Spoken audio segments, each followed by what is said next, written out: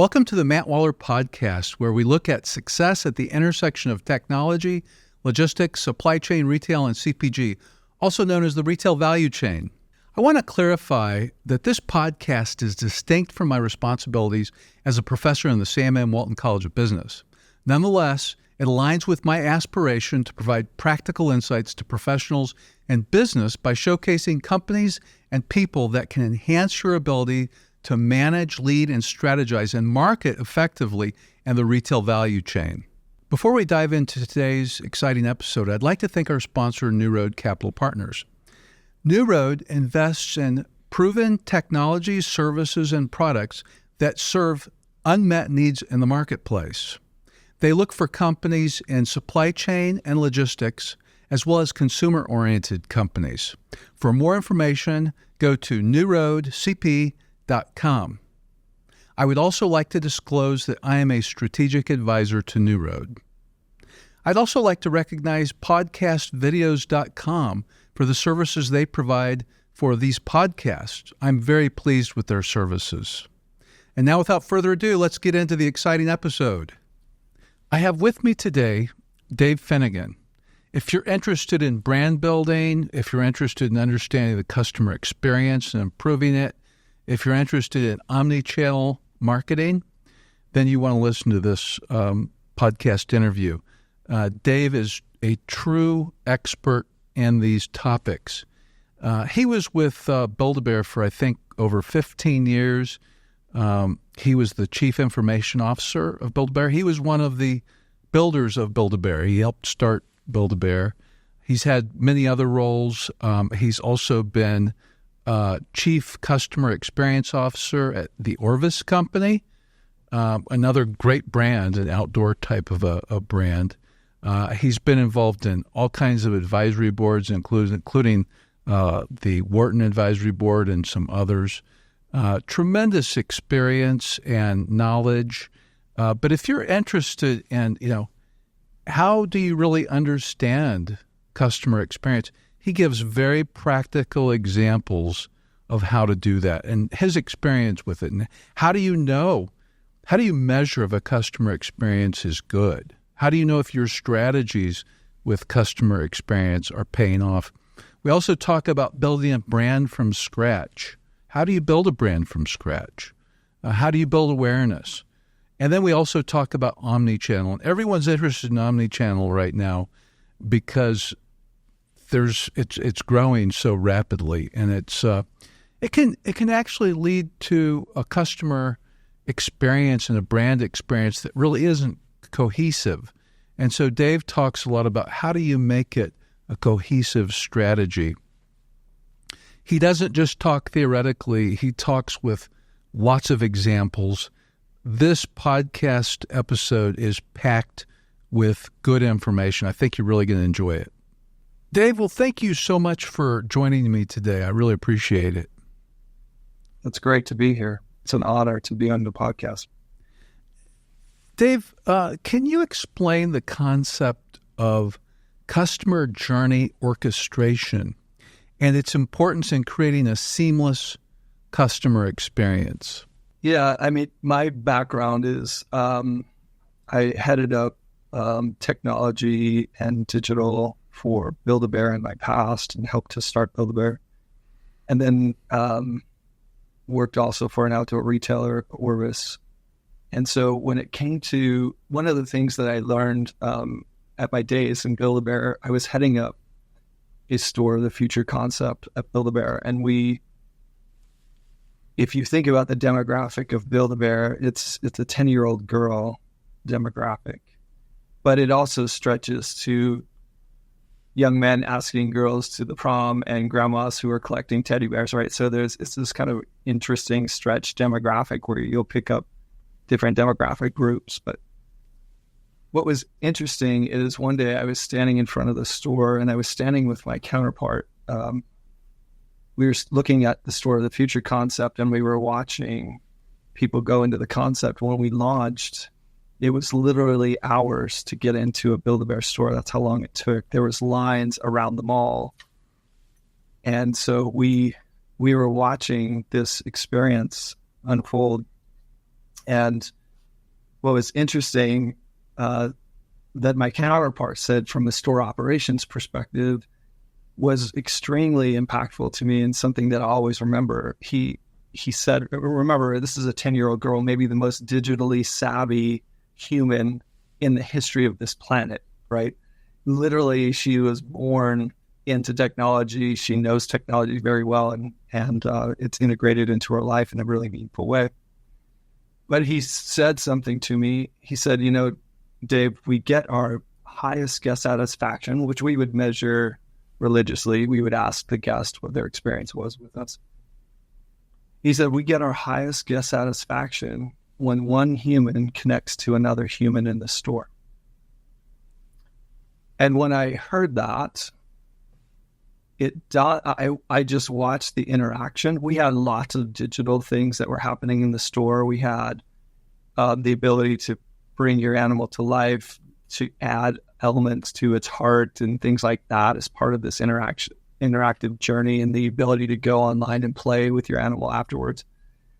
And as I watched the interaction, what was amazing is when a human in the store would say, Matt, what are you doing here today? What brings you to Build-A-Bear? And you say, hey, it's my birthday. And they say, hey, everyone, it's Matt's birthday. And suddenly that human connection where someone greeted you in the store and made you feel welcome, made you feel important and special, was hugely important. It was massive. And if that didn't happen, we could see it in the data. It was really, really clear.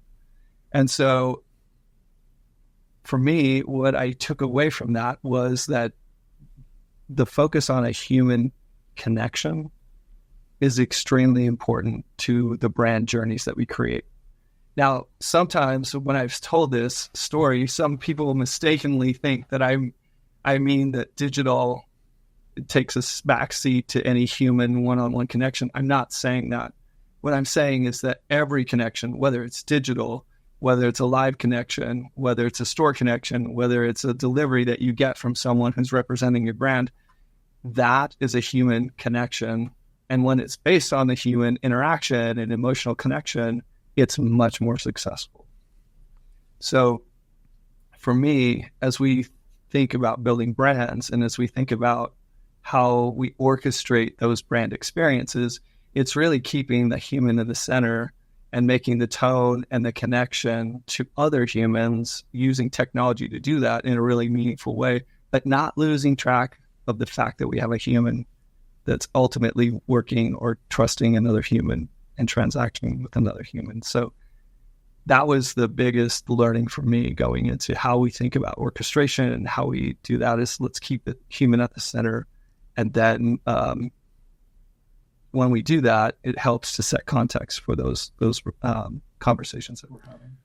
Well, Dave, I know you're an expert in mapping the customer's journey.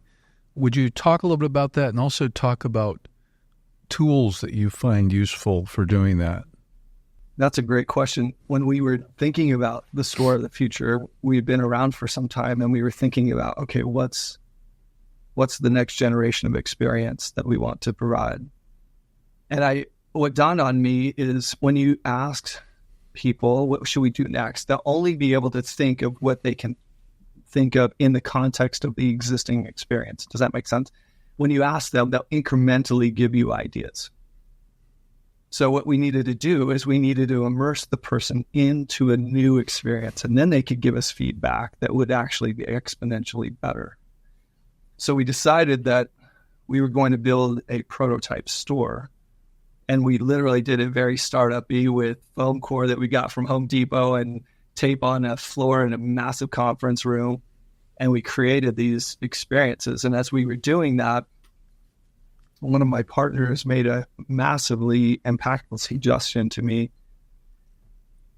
And he said, why don't you, for this first round of innovation, why don't you use digital video technology to tell the story instead of building all of the prototypes out, because they can get expensive. Even if you do them on the cheap, they can get expensive and a lot of work to do.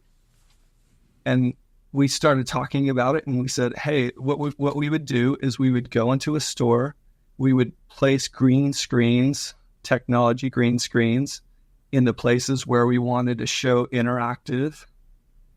And then in post-production, we would create a video that was the store experience. And in post-production, we will layer on the animation of what those animations look like. So instead of building a prototype store for a few $100,000, we could build a prototype video of what the experience would be like for tens of thousands of dollars instead, and use green screen in order for people to concept it and understand it. So we did that. And I remember going into a conversation with our CEO and saying, look, what we're going to start with is what's the art of the possible, and what's possible here. These are not this set things that we're going to do, but just program starters or idea starters that are in the context of our experience so that we can discuss them and look at them afterwards. So this was a 3.5-minute video. It's not a long video. We brought kids in. It was Father's Day, I remember, because the store was closed on Father's Day morning. It was real kids going to the store to build a bear. So they were super excited. There was a lot of emotional connection in the video. We did the green screen pieces, and then we did it in post-production, and we created that video, and then we showed it to our leadership team. And when we showed it to them, they said two things. One is, can we watch it again? Which we started again and had them watch it again. And then the second thing they asked is, how fast could we do these things? And what was meaningful that we kind of lucked into is, because we put it in the context of a store, then they could see that this innovation could be in our existing stores. We didn't have to blow up the entirety of our chain and have a whole new retail concept, but we could enhance our digital concept and our retail concept integration with our existing footprint by adding these elements that had meaningful connection, both digital and offline and online. And that was the start. And so what we did is we used the video to say, here are the 5 or 7 programs that we want to go prototype now. We eliminated 3 things that we wouldn't do because we saw them in video and we thought that wouldn't be the experience we wanted. So the first tool, Matt, to answer your question, that I learned was using video to prototype was extremely, extremely cost-effective and helpful. And then the second thing is we created a rapid prototype. And what we did then is we started a process that we called playbacks, where we would literally put our customer hats on and we would walk through what the experience was. And we would do that. We would take tons of notes. It was like molding clay, right? We would start with what we wanted to feel like. We would put our customer hats on. We would walk through it. We would have a ton of notes. We would go change it. Then we would walk through it again. We would iterate on that very rapidly. And it allowed us very quickly to come up with what the Build-A-Bear experience would be, because we knew that it was amazing, and we knew it was differentiated, and we knew that it was guest-focused and human-focused and very, very well connected. So in what ways do you personalize the customer journey in order to increase engagement and conversion rates? So for us, when we did that process, by the way, and we focused on that prototype, then the next step is we brought in customers, real customers. We called them the Cub Advisory Board. And they were little kids that were the demographic of our kids. They had little lab coats. They had special passes to get into our super secret store of the future. They came in, and now they could innovate in the context of new store, and they could elevate the experience in a really meaningful way. And so that next step, where we invited customers to give us their input, also gave us insight into how do we personalize the experience for you. And we, in that context, developed a technology that allowed us to send you a mail piece or a print or a email piece or a mobile thing on your phone. When you came into the store and you scanned your phone at first, it would unlock the entire experience, would be digitally different for you because you were unlocking something in the store. You unlocked digital assets or digital experiences in the store. So it was through that process of watching kid play and getting feedback that we got to a whole different level of personalization. Well, in every area of business, and I think this is becoming more and more true because there's so much data available, but what kinds of metrics would you use to assess the effectiveness of a customer journey strategy? That's an excellent question. There are two things that spring to mind. The first is you ask the customer, right? That's the primary source of how was this experience for you? And so for us, we would always ask the customer what their experience was like and the things that we could learn from. And so that was always a really, really important thing. What was our customer sat numbers and how did we want to move them and where were you engaging? And we found in that data, by the way, that there was 2 or 3 things that if we did them every time, we got high engagement. Like if I greeted you and welcomed you, that was totally different than if I let you come into the store and ignored you. Even though you knew the process, if I welcomed you and I made a connection to you. So we had 2 or 3 things that we could see in the data that were highly correlated to a great experience. And so we could double down on those things from a experience perspective. So that was one. We used primary data by just asking the customer. Secondarily, there was a lot of business metrics that we had, obviously, that we wanted to drive business performance. So ultimately, how would we do in sales and how were we doing on conversion? How were we doing on click-throughs for the content that we were sending, and the ability to use our calls to action from a marketing perspective and have someone show up in the store or show up online. So we had metrics, scorecards for every one of those metrics that would drive business performance. We found high correlation through of the customer experience when it was right, when it was solid, when it was rock star status, and great business performance. Those were highly correlated. So those were the 2 major groups, though, of data sets that we would use. So in every conversation these days, we have to bring up AI and machine learning. So how are AI and machine learning affecting the customer journey orchestration, if at all? I think it's more important than ever. I think what's going to happen from an AI perspective is that you'll see a lot of AI things go out there that to a human, they'll recognize as fake or not quite hitting a great personalized experience. Or, it doesn't address, it doesn't make that connection that we were talking about. AI has the ability to make those connections in a meaningful way. But I think it's really, really important as we're going through this AI journey together that we keep the center of the bullseye, the human experience, and we look at how AI enhances that human experience.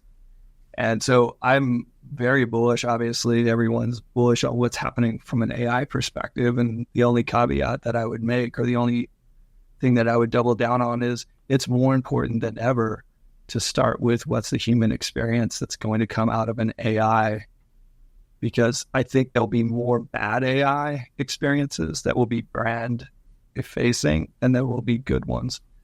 And so to avoid that, I think if we start with the customer's experience and then we see what the AI experience is and we make sure that it hits on that connectivity that we talked about, I think those are going to be the brands that win with AI long term.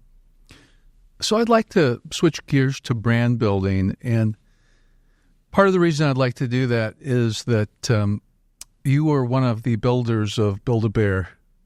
Have you ever been called a builder of Build-A-Bear? One of them, yeah. Since you were involved in starting Build-A-Bear and building it up, It's a very recognized brand. It was a successful brand building initiative that was from scratch. It's one thing to build a brand in an existing company, like if Procter & Gamble starts a new brand. That's a very different thing than starting something completely from scratch. So if you wouldn't mind describing the process of building a brand from scratch, and what are the most important or essential elements you should focus on in building a brand from scratch? That's a great question. At Build-A-Bear, we had a really, really awesome brand creative. Her name is Adrienne Weiss. She's based in Chicago. She was an excellent brand person. She's done brand work for a lot of different companies. One of the things that I learned from Adrienne was that a really great brand is a club that you want to belong to. So if you think about what that means, what things are you going to share? What values are you going to share that attracts others with those same sorts of values to your brand?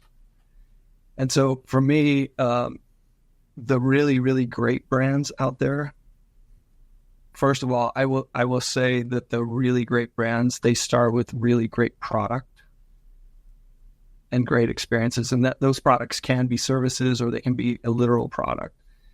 And when you're product driven, where you start with a great product that solves a customer's problem or that fulfills a customer's need, that's the start of a great brand, right? It starts with product. In other words, if you don't have that, it's really hard to build a brand around really bad product or really bad services. In other words, sometimes when people talk about customer experiences and things like that, they ignore the whole idea that the product is the number one thing in that equation. It is the foundation of building a brand is amazing product.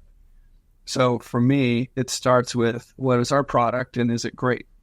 Is it amazing? Does it do what we want it to? Is it differentiated in the market? Is it defensible? Is it helping people to answer specific questions or helping them in their life some way? When we do that and we understand that about how our product helps and the difference it makes, what falls out of that are a number of values that we value, right? So brands that are super important to us have our same value set, and we're attracted to those values. And so having a great product with the right mix of values that we always make sure that that's part of our messaging, those were two of the starting points for me in building a brand. I learned a lot from our CMO, and those were the two building blocks that helped the most, is having great product and starting with communicating our values with those products. So another key part of this is building brand awareness and loyalty. What do you see as important strategies for accomplishing that? So from a brand awareness perspective, going back to the idea that you have great product, there's nothing that's if you think about all the great brands that have ever launched, Nike, Under Armour, Orvis, Build-A-Bear, they all started with an amazing product. And that created this word of mouth, and that created this desire to go back and to be connected to the brand. There are loyalty programs you can do and things like that as well. But for me, it starts with a really highly differentiated and awesome product. And then from a loyalty perspective, when we do things that demonstrate our values and what we care about the most, and we do it in a human connected way, those are where we saw the most traction from a loyalty perspective. So when it was clear that we were having a meaningful conversation with a guest, and it wasn't just dear fill in the blank, but it was much more highly personalized, then we saw a major difference in our business when we could personalize our messaging and we had great product that we could connect the dots with. So those were the biggest ones that we saw from a loyalty perspective. How do you integrate storytelling into your marketing tactics to strengthen the brand's appeal? That's a great question. I think that of the best innovators on the planet, marketers and otherwise, they are extremely good at telling stories. And stories have been around for tens of thousands of years. For us as humans, it's our ability to connect to other humans. That's what a story does for us.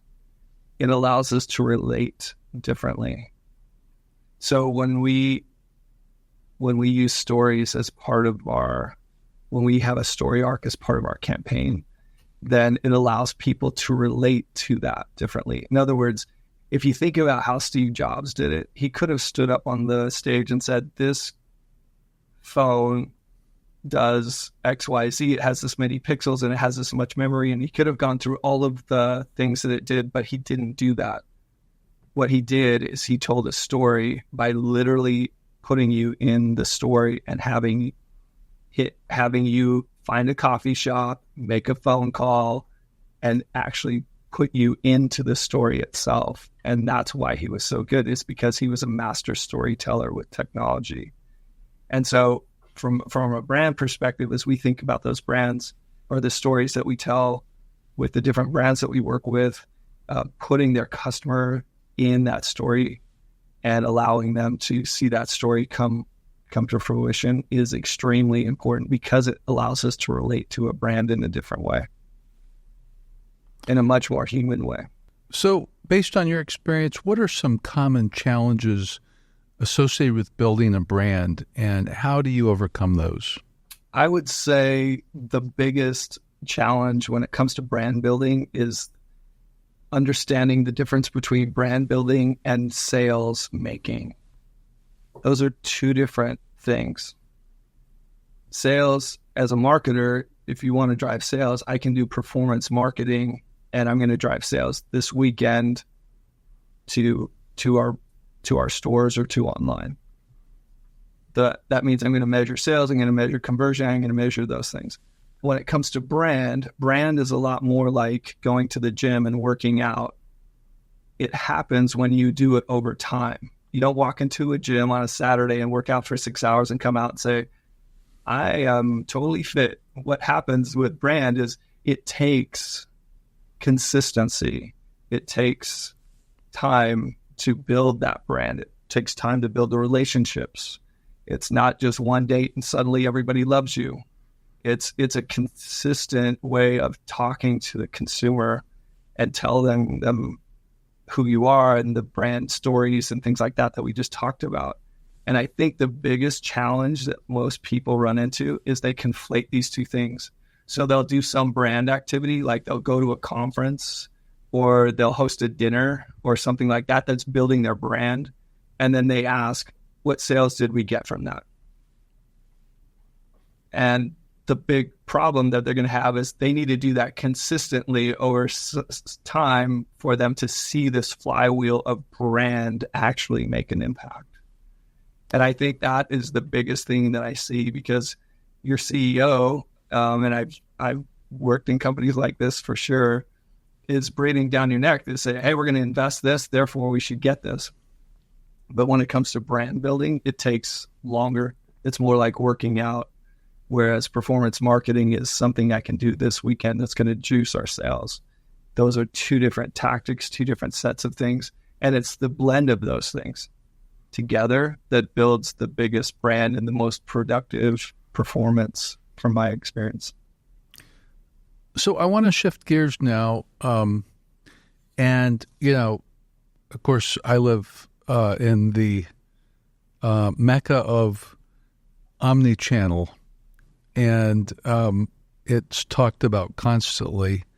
My kids work in it one way or another. My alumni work in it. I do research on it, especially on the supply chain side. But if you wouldn't mind, I'd like you to talk a little bit about what is omnichannel marketing and why is it important? So I used to, when I worked at Orvis was the oldest catalog company in the U.S. It started in 1856, by the way, with the first. Orvis started then, and shortly thereafter sent the first catalog that was flies for fly fishing. It was started by a guy named Charles Orvis. He got his sister to illustrate a catalog, and they sent out a catalog. That was very single-threaded, right? I could send you a catalog, and then I could measure its response. And that built the Orvis business for decades and decades.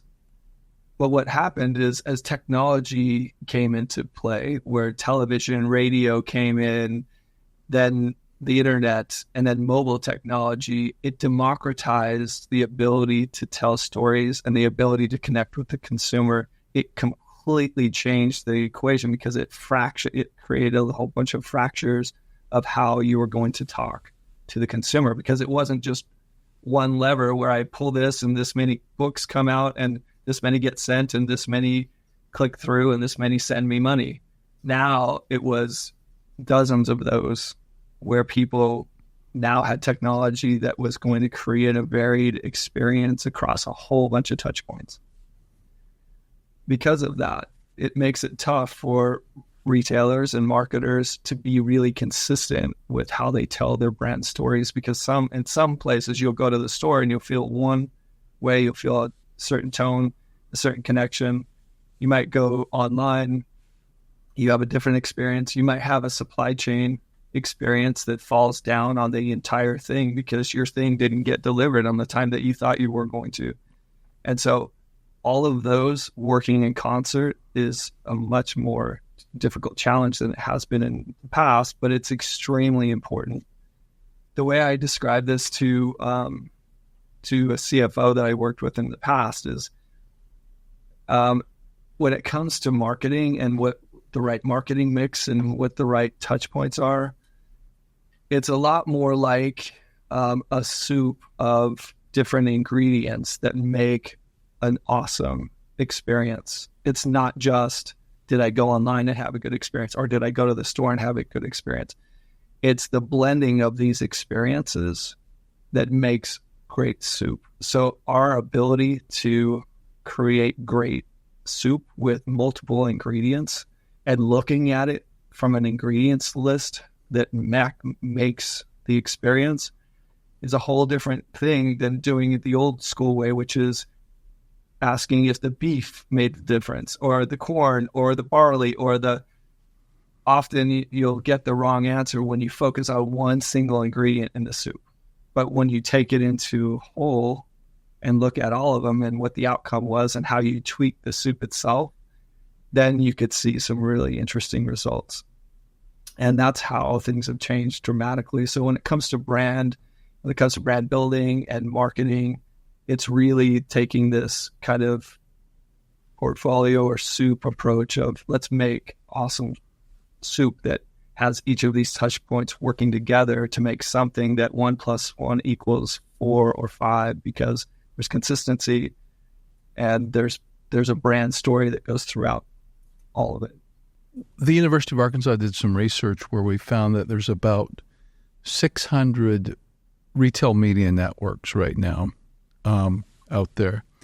And, if you look at some of the big retail media networks, the supplier can, advertise on the app, they can advertise on the website, on the website or the app, they can have a sponsor page or a brand page, or there's so many things they can do on there.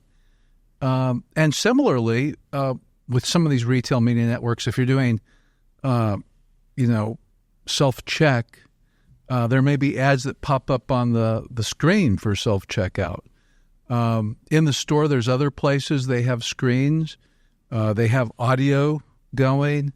And then on some of these retail media networks, you can also, a supplier could advertise on the retailer's inventory of capacity on, say, Instagram or Facebook or something like that. So there's all these different things going on. through a retail media network. But at the same time, you can have your product in the store, online. You can have it picked up at the store, ordered online, picked up at the store.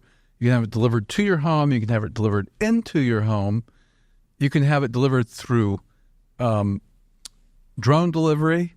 There's just so many options that seem to be coming out. And so one of the things that I think is really curious is, and what is your approach to integrating various marketing channels to provide a cohesive brand experience? It's a great question because especially with the explosion of media networks, right? Your exposure to my brand is completely different because I'm going to see an ad in the store and on my mobile device, and I'm standing in the store. What I did at Orvis, which seemed to help this, it wasn't perfect, but it seemed to help this a lot, was what we would do is we would plan each of our main seasons, and we would start with, here's the product that we want to go win with, and we would get really clear on why that was differentiated and why it was special. And then we would actually literally show on a board, here's what the customer is going to see in this campaign. And we would have digital, stores, media networks, mobile, and we would have we would show what their experience was. And we would literally walk through, we called it playbacks. So we would have a playback where we put our customer hats on and we would say, okay, we're going into the holidays. The key tension is your dad is really hard to buy a gift for. We are here to help solve that tension. So we would start with the customer's perspective and what we were trying to help them solve.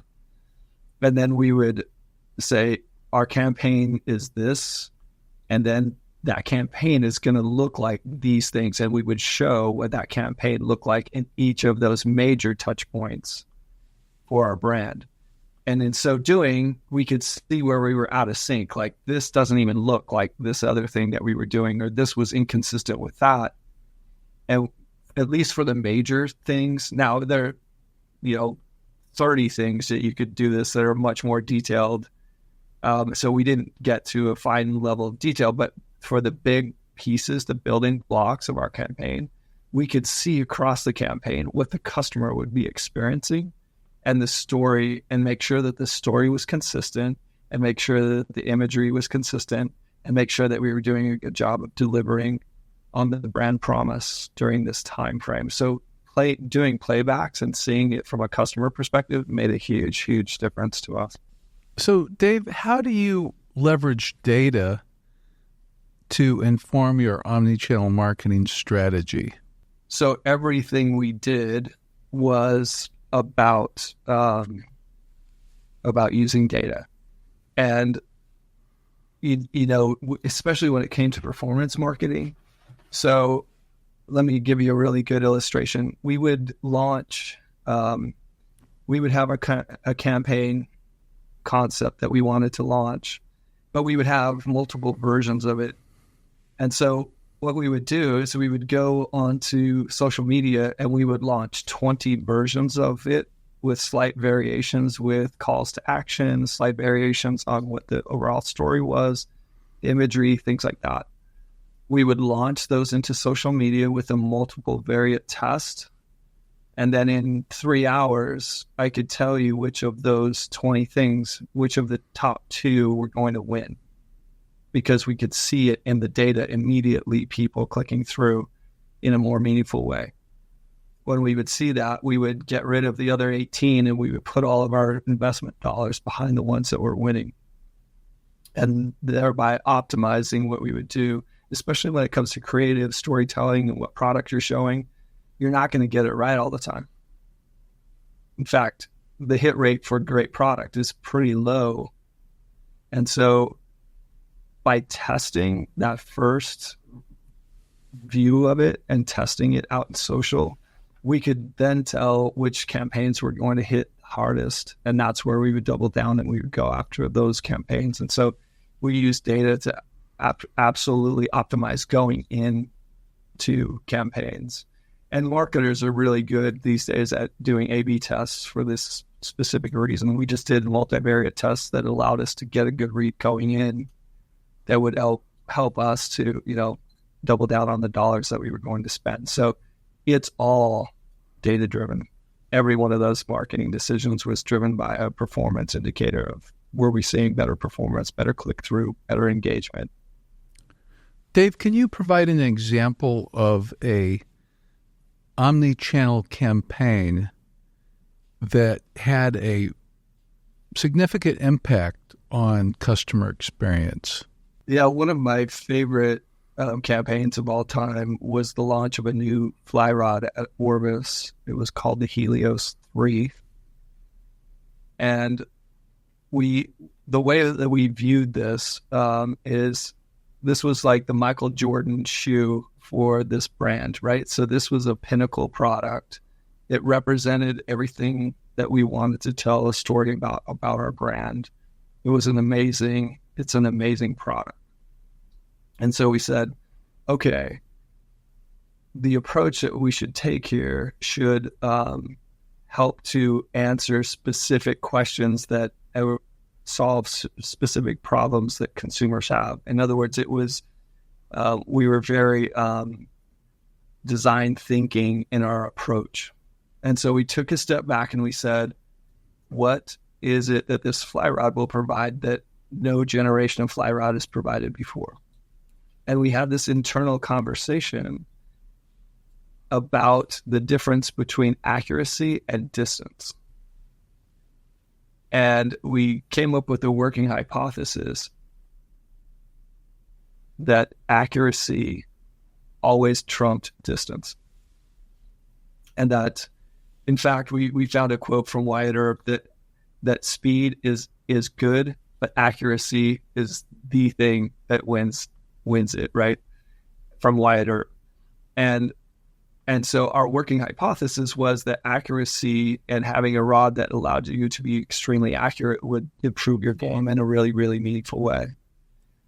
So what we did is we created a campaign strategy where we seeded several months before in blogs and in interviews the debate around which one was most important, accuracy or distance.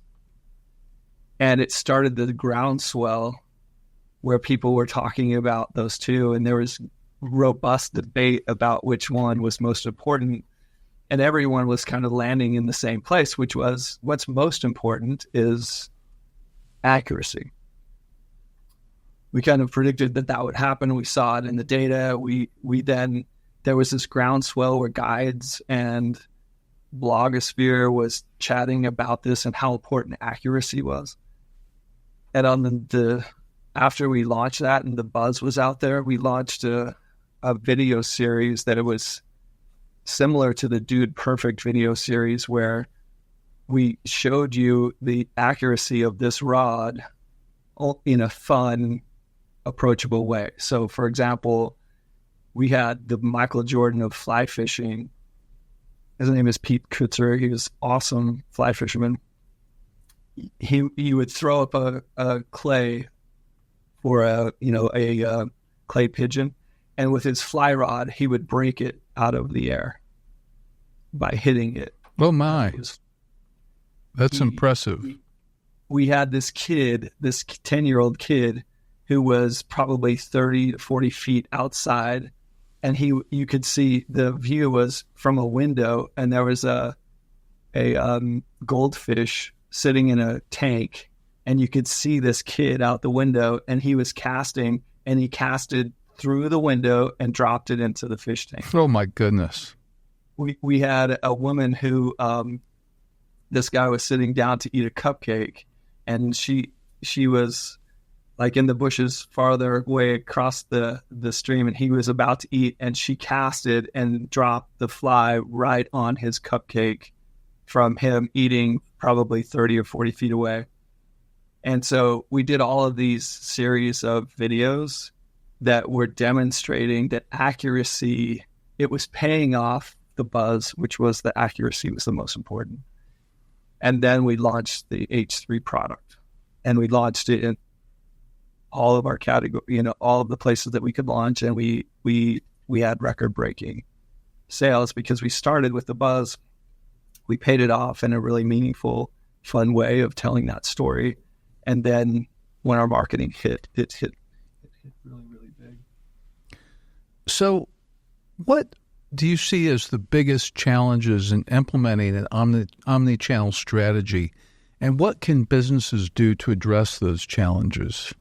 That's a good question. I think one of the challenges is where you place your bets.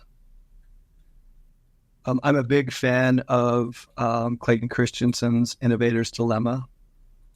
And essentially with his writing, and I know you're familiar with it, Matt, essentially the Innovator's Dilemma is that if you just focus on the stuff that is highly efficient all the time, then over time, you lose innovation and you lose traction. The reason you do is because the stuff that's emerging never looks like the most efficient, right? By definition, it's not as efficient. So I could send emails, for example, super efficient way of marketing.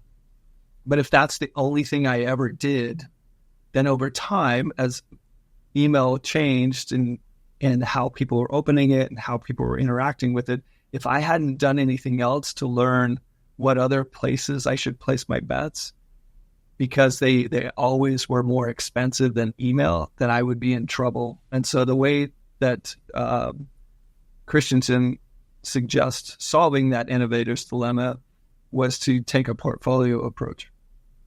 So take the things that are paying you back and make sure that you're hitting on all cylinders. And then have a portion of your portfolio that's less productive. It's less productive because it's going to be, when it comes to emerging things, there'll be TikTok things we test there. There'll be a whole bunch of things that we test, and we're constantly testing with this other portion of our portfolio, because some of those things over time will elevate themselves to our core portfolio. And so from my perspective, probably the biggest thing that I learned was taking a portfolio approach and having a test innovation bucket. My boss once at Orbis came to me and said, if I gave you so many $1 million, what would you spend it on? And I said, give me 3 months and I'll tell you exactly what I would spend it on. I wouldn't guess. And so by having that portfolio approach, I know we can go win on email, we can win on social, we can win on conferences, whatever. But these 4 or 5 things are the things that we're testing, and we're going to test in and out of them. That approach made a huge, huge impact because it allowed us to continue to test and mine things that actually paid us back, but were smaller in scope at the time that we saw them. Well, Dave, thank you so much for taking time to visit with me today. I really appreciate it. It was a pleasure, Matt. It's always good to see you. If you're finding value in this podcast, we greatly appreciate your support by subscribing to our YouTube channel. Additionally, following us on Apple and Spotify and leaving up to a 5-star review would be immensely helpful. We welcome any feedback or questions related to the podcast, as well as suggestions for further topics and guests. You can leave your comments on our YouTube channel, and rest assured that I will read each and every one of them. Please also take a moment to check out our podcast sponsors, as they play a critical role in keeping this podcast running.